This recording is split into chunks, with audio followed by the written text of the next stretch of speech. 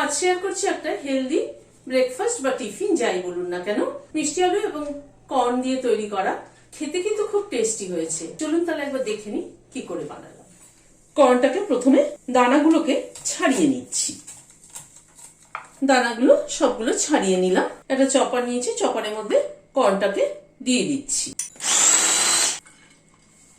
কর্নটাকে একটু চপ করে নিলাম। এখানে দুটো মিষ্টি আলু সেদ্ধ করে খোসাটা ছাড়িয়ে নিয়েছি। মিষ্টি আলুটাকে একটু স্ম্যাশ করে নিচ্ছি। স্ম্যাশ করে নিলাম, কোনো রকম লাম্পস না থাকে। আন্দাজ মতো নুন দিয়ে দিলাম, অল্প একটু গোলমরিচের গুঁড়ো দিয়ে দিলাম, হাফ চামচ আমচুর পাউডার দিই, চালের গুঁড়ো দিলাম 3 চামচ। সবকিছুকে দিয়ে একসাথে মেখে নিচ্ছি। সামান্য একটু জলের ছিটা দিচ্ছি, দিয়ে একটা ডো তৈরি করে নিচ্ছি। একটা ডো তৈরি করে নিলাম। প্যানে হোয়াইট অয়েল দিলাম। একটা পেঁয়াজ মিহি করে কুচিয়ে নিয়েছি। একটা ক্যাপসিকামের অর্ধেকটা কুচিয়ে নিয়েছি। মিনিট খানেক একটু নাড়াচাড়া করে নিলাম। এখানে 1 ইঞ্চি মতো আদার টুকরো আর একটা কাঁচা লঙ্কাকে কুচিয়ে নিয়েছি, দিয়ে দিলাম। হালকা করে ভেজে নিচ্ছি। মিনিট খানেক নাড়াচাড়া করে নিলাম। এবার কর্নটাকে দিয়ে দিলাম। নুন দিলাম পরিমাণ মতো, গোলমরিচের গুঁড়ো দিলাম হাফ চামচ। অল্প একটু ঢেকে দিচ্ছি। মিনিট 2-3 মতো ঢাকা ছিল, ঢাকাটা খুললাম।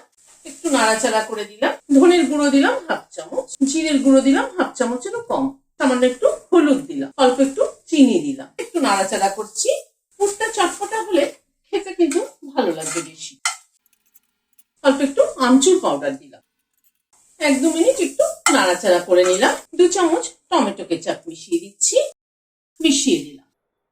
এবার এই মিষ্টি আলুর ডোটা থেকে খানিকটা করে পোর্শন তুলে নিলাম।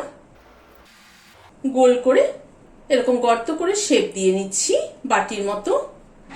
এবার খানিকটা ফিলিং তুলে নিয়ে এর মধ্যে ভরে দিলাম। এবার মুখটাকে বন্ধ করে দিচ্ছি, দিয়ে গোল করে শেপ দিয়ে নিচ্ছি। সবগুলোকে তৈরি করে নিলাম। প্যানে হোয়াইট অয়েল দিলাম, হাফ চামচ সর্ষে ফোড়নে দিলাম, সামান্য একটু হিং দিলাম, কটা কারি পাতা দিয়ে দিলাম, 1 চামচ তিল দিয়ে দিলাম। নাড়াচাড়া করে নিচ্ছি। বলগুলোকে দিয়ে দিলাম, দিয়ে একটুখানি নাড়াচাড়া করে নিচ্ছি। এই তরকার ফ্লেভারটা যেন এই বলগুলোর মধ্যে ভালোভাবে আসে। একটু লাল লাল করে ভাজবো, তাহলে ভালো ফ্লেভারটা আসবে। সামান্য পরিমাণে একটু হলুদ ছড়িয়ে দিলাম। একটুখানি ভেজে নিচ্ছি। হলুদটাকে দিয়ে আবার একটু নাড়াচাড়া করে নিলাম, নিয়ে গ্যাসের ফ্লেমটাকে বন্ধ করে দিচ্ছি। ভিডিওটা যদি ভালো লেগে থাকে তাহলে একটা লাইক এবং সাবস্ক্রাইব করার অনুরোধ রইল। আজ তাহলে এখানে শেষ করছি। নমস্কার।